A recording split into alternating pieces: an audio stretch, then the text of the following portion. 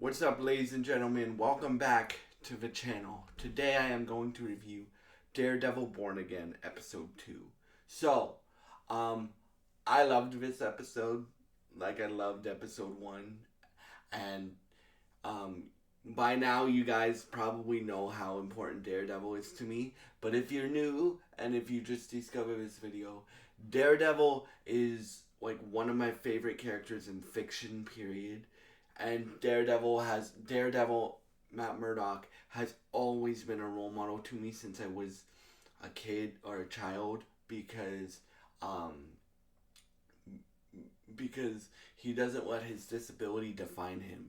Like, and I think that's inspiring for anybody to look up to, but especially people with special needs and challenges of their own, like myself. So that is why Daredevil is so important to me.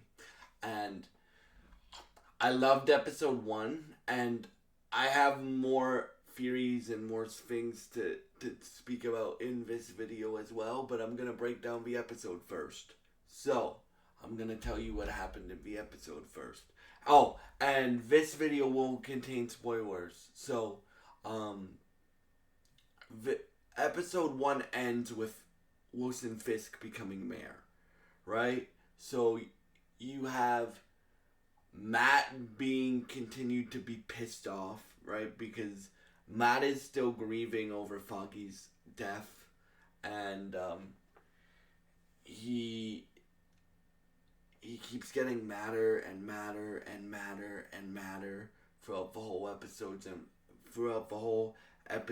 and then it blows over in an end action scene that we'll talk about when I get to it. So, Matt's really ticked off about Fisk becoming mayor, right? Like, again, I think this is I think this title, Daredevil Born Again, isn't just for Daredevil. I think it's also for Kingpin. Because I genuinely think when Wilson said to Matt, he said, I'm not the Kingpin anymore. I'm not that man. I think he genuinely meant it, right? But I think that people won't let Wilson be a good person. So the Kingpin will be reborn. It's just like how Matt can't just be Matt Murdock. Daredevil has to be reborn, I think. So yeah, I think that's a double meaning for the title. Kingpin will be reborn, Daredevil will be reborn, because this episode, like, you really start to see Matt's headspace, right? Because, so let me start off. This episode introduces White Tiger. Now, before I start breaking down who White Tiger is for y'all, the actor that played White Tiger sadly passed away in 2023. All his role in the show, like his scenes are all finished in the show. But I just wanted to say rest in peace to White Tiger's actor, and I can't wait to see more of the character. So I wanted to just say rest in peace to White Tiger's actor, who sadly passed away from cancer in 2023. So, yeah. So we pick up with Fisk giving his like first address as mayor, right? And he's like, we don't need vigilantes, right? Like, if you've read the story, Devil's Reign, Daredevil, Devil's Reign, you kind of know what's gonna happen here. If you don't, then if you haven't, then I'll explain it to you. Fisk's whole goal is to get rid of vigilantes, right? So get rid of Daredevil, get rid of Spider-Man, get rid of Punisher, get rid of White Tiger, get rid of Iron Fist, Jessica Jones, Luke Cage, like all the ground level heroes he wants to get rid of, right? So, so yeah, um, so his address, he says, we don't need vigilantes to defend our streets. I, as mayor, am going to um, usher in a new era of peace, or um, and we don't need vigilantes. We don't need a man with a skull on his chest. That's a reference to Punisher. We don't need a man, a grown man in a spider suit. Yes, that's a reference to Spider-Man. I love that this show is in the MCU now, and they actually reference the MCU, right? Great job, Marvel, for putting one of your best characters in the MCU and stuff like that. So that's a reference to Spider-Man, and then he goes, "We don't need a protector with devil horns," which is a reference to Daredevil, because Matt isn't Daredevil yet. Like, Daredevil hasn't been reborn yet, right? But throughout this episode, like, you can see, like, Matt's really trying to live up to Foggy's standards of him, right? Like, Foggy didn't like him being Daredevil, right? Like, one, because it was, well, it is breaking the law, and Matt's a lawyer, right? So Matt could, like, and if you've seen the previous Netflix shows, like if you've seen season 1, 2, and 3 of the original Daredevil show, you will know that Foggy, Foggy eventually learns to tolerate that Daredevil is needed, but he still doesn't like it. Right? So I think why Matt stopped being Daredevil, one, he's mad at himself because Foggy died because of him being Daredevil. Right? But it wasn't his fault. It was Bullseye's fault. So, yeah, one, Foggy died. Two, Matt's broken. Like, Matt Murdock is a broken man in at least episode 1 and 2. He gets flares of happiness, like with his girlfriend, his new girlfriend, Heather Glenn. I'm sorry, y'all, if the last video I did, I don't remember. I may have called her Jennifer Glenn. It's Heather Glenn. I apologize for that. Heather Glenn is a psychiatrist or a therapist, right? So she has a book signing. She has a book signing, and a teenager approaches her, and he says, "Dr. Glenn, I need your help." And then her being really kind is like, "I can move around some things and we can see what we can do, and I promise we'll get you better," and stuff like that. And then I don't think it's to F with Matt, but and then like one of Kingpin's assistants, Wilson's assistants, goes to Dr. Glenn and is like, because she's at a book signing, right? She goes to Dr. Glenn and signs her book, and then we find out at the end of the episode that Vanessa and Kingpin are having marital problems.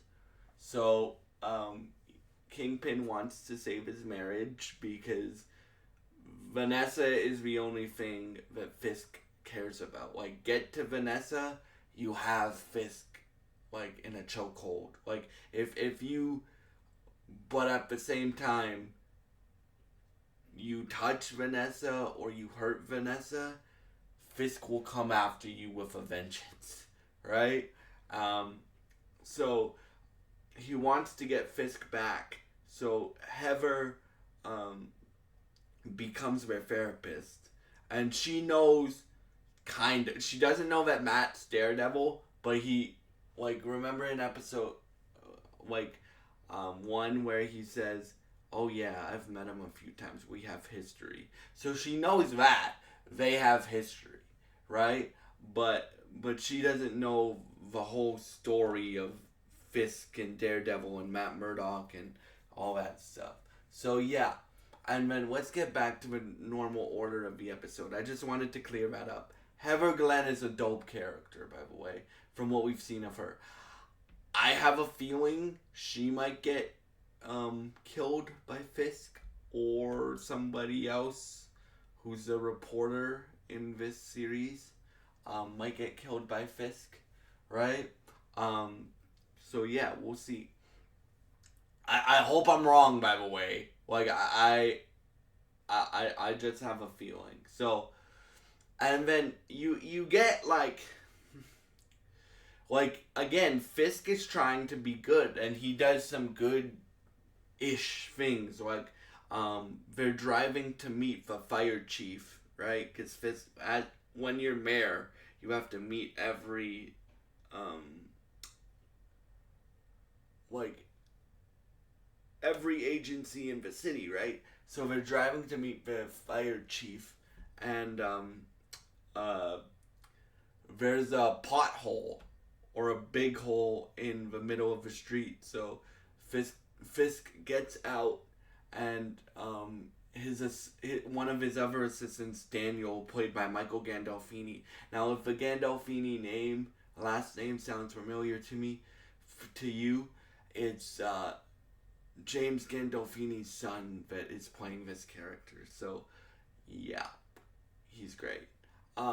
So he gets out to follow Fisk, and then Fisk is like, "Foreman!" That's not a very good Fisk impression, but he's like, "Foreman, who's the foreman around here?" Right? And then they're like, "Mr. Mayor, Mr. Mayor, what do you want?" And he's like, "You have the resources, um, so fix this hole, right?" And then he's like, we're waiting for the permits, sir." And then he's like, "Consider yourself approved," right? And then, so that's one good thing Fisk does. Like, again, and Fisk meets with a reporter in this series named BB Urich, Ben Urich's niece, right? So Fisk likes her because she's been treating him fairly. Like, a lot of people didn't want Fisk to become mayor, and we'll get to Fisk. I'm giving you guys the Fisk storyline first, and then I'm gonna circle back and give you guys the Matt storyline. So in episode 2, so Fisk,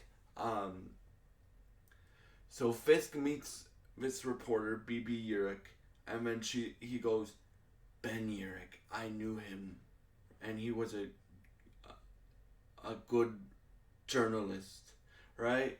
And everybody who's watched the Netflix show, and if you haven't, you know that Fisk killed Ben Urich. So I'm very interested to see if BB treats him fairly, because all the viewers know that Fisk is a criminal, right? Like, all the people watching this show knows that Fisk will eventually become the kingpin. At least I think they all know. But again, I think Fisk is trying to be good. Like, at the same time, people won't let him be good. A good example of that is he goes to meet the police commissioner, Gallo, and he's like, "Commissioner Gallo, we need to talk." And then Gallo's like, Fisk, what are you doing here?" Because he meets him at White Tiger. Hector Ayala gets framed for killing a police officer because he was saving he was saving a civilian from getting beat up by corrupt cops. So he gets framed for something he didn't do, and Matt is his lawyer. um, because, well, yeah, Matt's his lawyer. So, Hector Ayala is a really cool character. But anyway, so at this funeral, right, where they're honoring the dead police officer, Fisk shows up and he's like, Commissioner Gallo, I need to talk to you. And then Gallo's like, I'm paraphrasing here, but he's like, you know who this mayor is? And he only had a month term of being mayor. My personal mission is to make sure yours is shorter than his. And again, Fisk is trying to be good here, at least in my opinion. Trying to be good. I think people are going to make him become Kingpin again. Right? Well, become Kingpin again. And we see that with Gallo. So he calls Gallo into his office, right? And it turns out that Gallo has a son with another woman from um, from an affair, right? And Gallo's son and other woman, the mother of the child, are in Philadelphia, right? So he's eating Fisk is eating a Philly cheesesteak sandwich, and he's like, um, Mister I forget yet, but he goes, Mister one of his assistants. He goes, Mister one of well, he goes to one of his assistants. What is our favorite place out here? And then you see him lift up the wrapper, and this Gallo's family, like Gallo's son and the son's mother, are underneath. Like he has a picture of the son and the mother to let Gallo know that he knows where they are, right? And then he's like, "You want to talk about negotiation?" Because Gallo tries to quit on Fisk. Like he goes, Fisk, you're gonna need a new police commissioner and a bunch of new cops because they're all coming with me. And then he shows him a picture, and then you can see it on Gallo's face, like the expression of the actor that plays Gallo is perfect here. It's like, and Vincent D'Onofrio has they both do. Charlie Cox and Vincent D'Onofrio. In fact, the whole cast in this episode does, right? Um, cast in this episode does.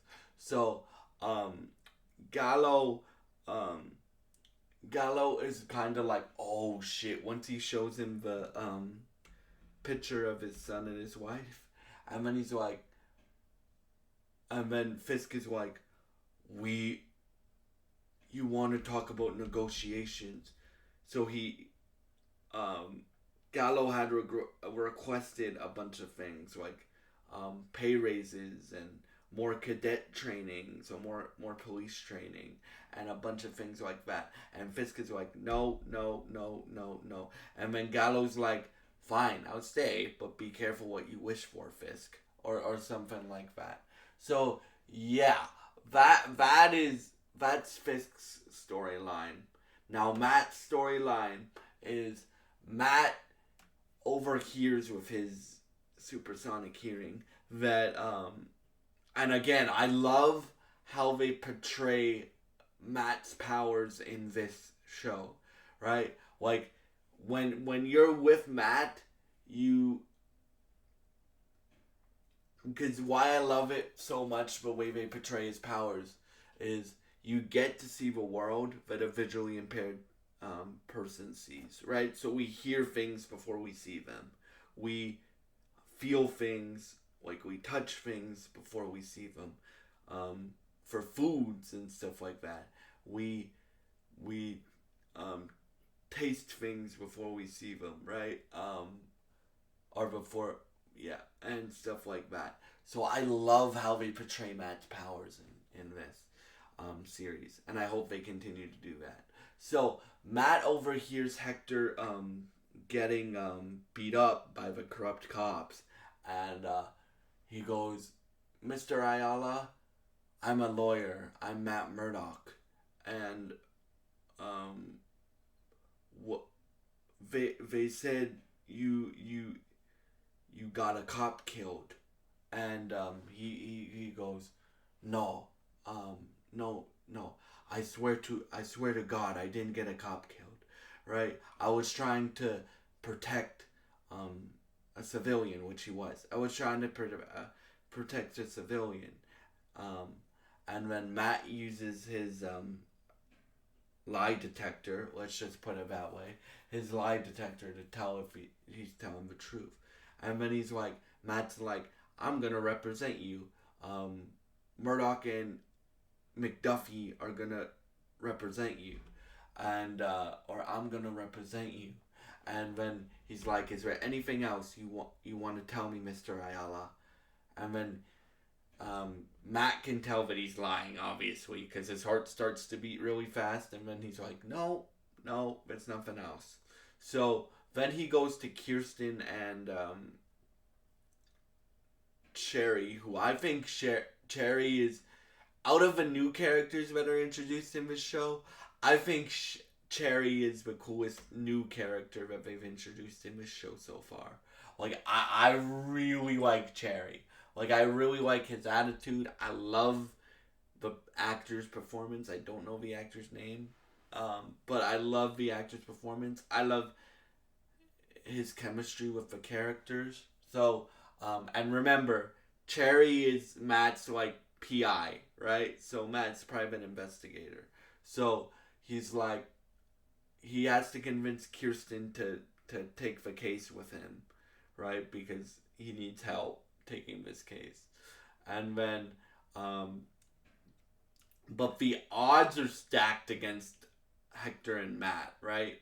Because they go in for a bail hearing, and and then Matt is going against the district attorney. Hawk is his name, right? These are a lot of characters, by the way, guys, from like Kirsten McDuffie's from the Mark Waid run of Daredevil in the comics. Um, Cherry is from Brian Michael Bendis' run in the comics.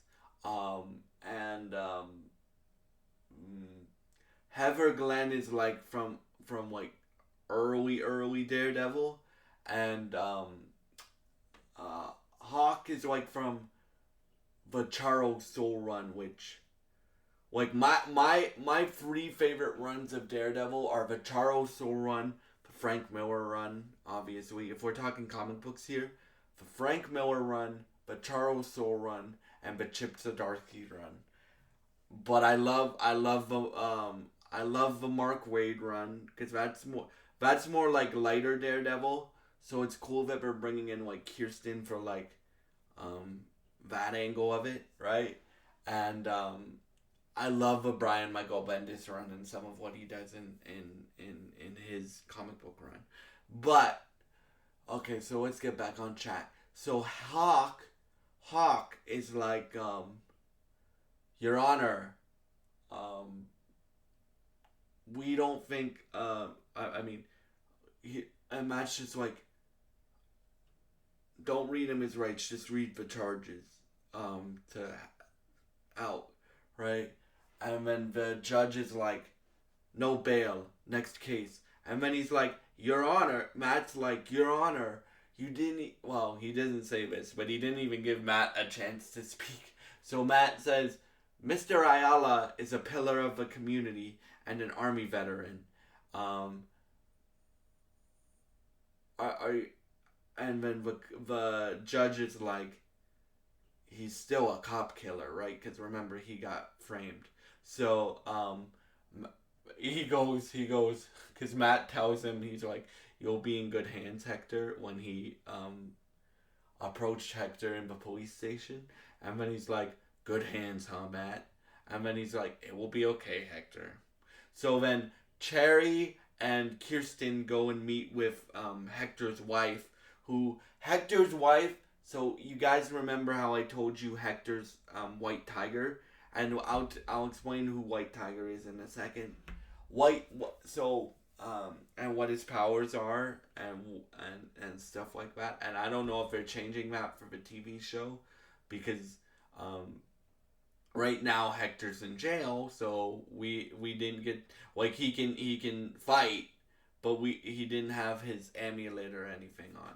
But his wife um, does not support him being White Tiger. Like, she thinks it's dangerous, and this dynamic of the wife not liking the what the husband does in terms of being a vigilante reminds me of, and this is a dope show, um, reminds me of Black Lightning. At the beginning of Black Lightning, you have the same thing. Like, um, Black Lightning is forced to retire from being Black Lightning, but he comes back, right? Um, so Hector's wife does not support him being White Tiger, right? And Matt and Cherry and Kirsten, obviously, Matt could have Matt told Cherry, like, he's lying about something, right? And remember, Cherry knows he's Daredevil because when um, Matt tried to kill Bullseye, Cherry was, and once Foggy had died, um, Cherry ran up to the roof and saw Matt unmasked. So Cherry knows about Matt's secret, right? And Cherry, like, Matt tells Cherry to investigate, like, and he's like, how hard do you want me to push? And he goes, as hard as you have to. And so Kirsten and his wife are talking. Kirsten's trying to convince his wife to go to court to help Hector, right? And Cherry is looking for anything, right? And he finds the White Tiger suit, and then you can see Matt's pissed off, which is kind of funny when Matt Murdock is Daredevil, but we'll get to that in a minute, right? I get why he's pissed off, but he goes, Hector, you said you didn't, because obviously Hector doesn't know that Matt has powers, or Matt was Daredevil, or is Daredevil. So, Hector's like, I'm sorry, I should have told you. And he's like, you can't hide anything from me again, because if I can find this out, the prosecutor, Hawk, can find this out. And so there's a lot of courtroom scenes in this, and I love that. Like, one of my favorite parts of Daredevil Netflix, like, one of my favorite scenes ever of Charlie Cox's Daredevil and Matt Murdock was in Defenders, where, like, we get to see Matt be a lawyer, right? Like, I love the Daredevil, I love the drama between Matt and Kingpin, but I also love the law scenes, like, when we get to see Matt be a lawyer, right? So he's like,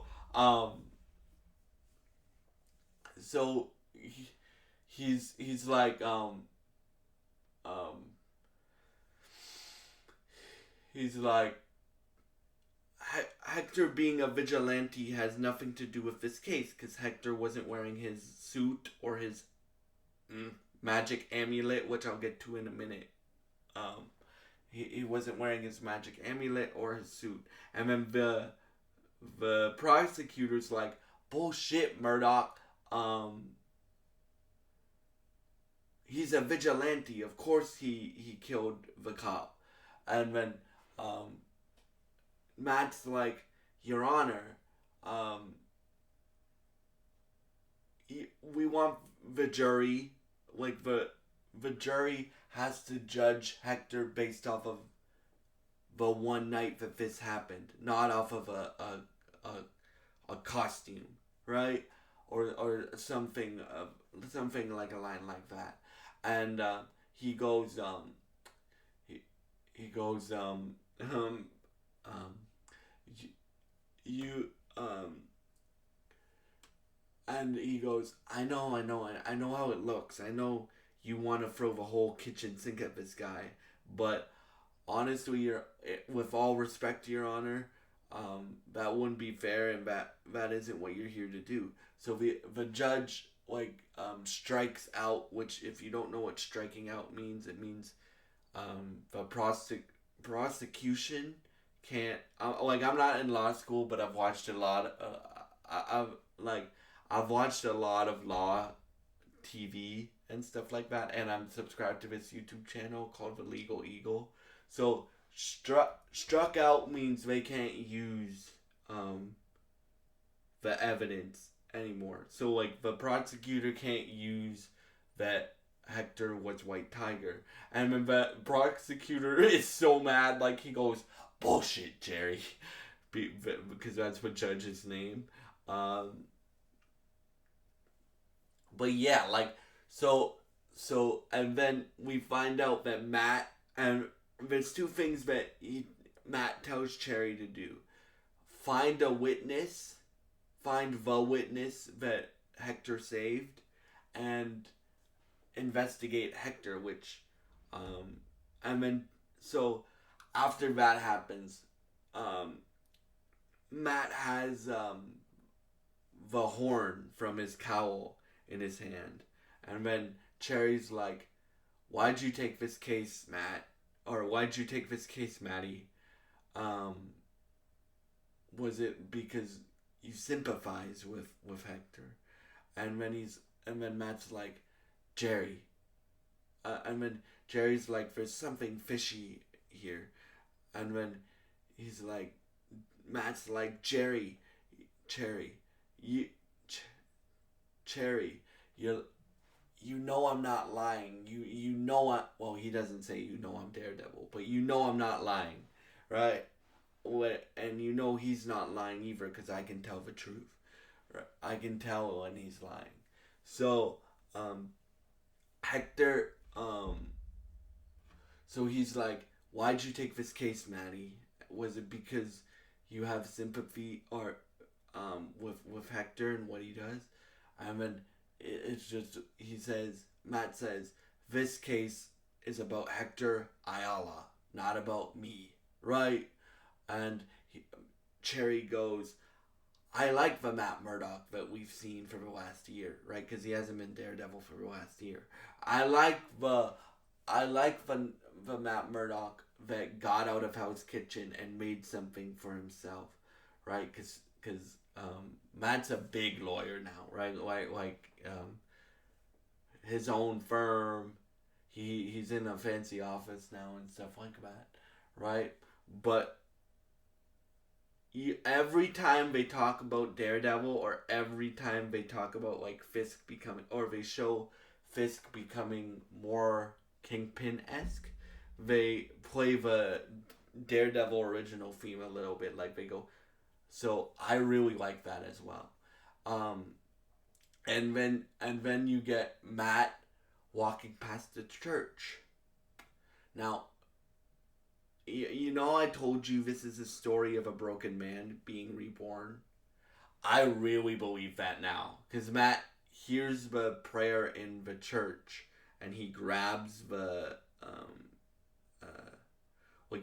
he grabs a rail and he starts to walk by, but then he follows one of the corrupt cops to their house as Matt Murdock, and he finds out where the witness is, right? And he follows the cop. He finds the witness first, and before that, he calls Cherry and he's like, "Cherry, I need you to pick somebody up. I need you to be somewhere now, right? Hurry up." And so Cherry's waiting for Matt to get the witness out because the cops are trying to kill him, right? And then Matt gets Mickey out because that's the witness's name, right? Like the witness that Matt and Hector and Kirsten and Cherry need to win this case, right? If they don't have a witness, they lose the case, right? They don't have any grounds to stand on then. So Matt gets the witness out of the apartment, and then the corrupt cops come in, and he says, "Where is he?" Right? The corrupt cop goes, "Where is he?" And then he pushes Matt against the wall, right? And Matt's like, and this is really funny. he goes, well, he is technically visually impaired, but this is really funny for Daredevil to say this. But, and I love it. Like, I love the little comedy, like, lines they put in here. Like, in the trailer, we haven't gotten to this part yet, but in the Born Again trailer, he says, "I'm a really good lawyer." They did that in Spider-Man 2, right? So I love the little comedy lines they put in. And he's like, "I'm visually impaired, man. I didn't see anything." And then the cop starts to beat Matt up. And while this happens, we're all just like, "Let the devil out, Matt. Let the devil out," right? And everybody watching it is like that. And then the corrupt cop, tries to kill Matt. And there's two cops in the room. So Matt literally, then it comes on and he he literally breaks the cop that held a gun to his head arm in two pieces. He literally breaks it. Like, that dude will never be able to hold anything again, right? And then the other cop tries to and then he slams the cop's head on a table, and one of them is knocked out, and will probably never be able to hold anything ever again. But he's knocked out, and then and I forgot this. We forgot to see, like, these corrupt cops are using the Punisher symbol. Very interesting. Like, the Punisher's symbol, like the skull, like they have a tattoo of the Punisher's symbol, like the skull, on their arm, right? So I don't know if Matt realized that, but and so we'll see where that storyline goes. We know that Frank's showing up in Daredevil Born Again, so we'll see where that storyline goes. But then, like the cop that punched him in the stomach tries to charge him, right? And, like, Matt's in fighting mode now, right? Like, he like, you can see, like, Matt doesn't want to do this too. Like, before he starts fighting, he's like, "Please don't make me do this. Please don't make me do this." So yeah, I remember the other cop that Matt hasn't knocked out and broke in his arm, right? Is like and broken the corrupt cop's arm, right? The other cop tries to charge him, right? And then Matt, like, literally slams his head, like, he slams him against a fridge. Then he takes his head, slams him again, and then episode 2 ends with Matt going, "Ah!" Right? I can't do a good Charlie Cox, Matt Murdock impression, but he goes, "Ah!" Right? Because he's angry that he let the rage out, right? He's angry that he let the rage out, right? So we'll see where this series goes. What did I think of this episode? Well, I think this one was a 9 out of 10 for me. Like, I love this series so far. Like, I'm willing to say that it's the best thing the MCU's ever done, because this is like HBO programming on Disney Plus, which is what I want, right? From like, it doesn't matter what character it is, but especially since it's Daredevil, it's what I want. Like, it's shot like a movie, right? Like, and stuff like that. So yeah, I would give this episode like a 9 out of 10, and I cannot wait for the future episodes in this series. And I hope you have a great day, and thank you so much for all your support. And yeah, please leave what you thought of both the episodes in the comments below. And stay tuned for the rest of my reviews of Daredevil Born Again. And yeah, thank you for watching, and goodbye. And will I will be reviewing this series week by week, as I said. So, as the episodes come out, I will review them. So, yeah. Yeah, I'm glad that Daredevil is back. And thank you for watching, and goodbye.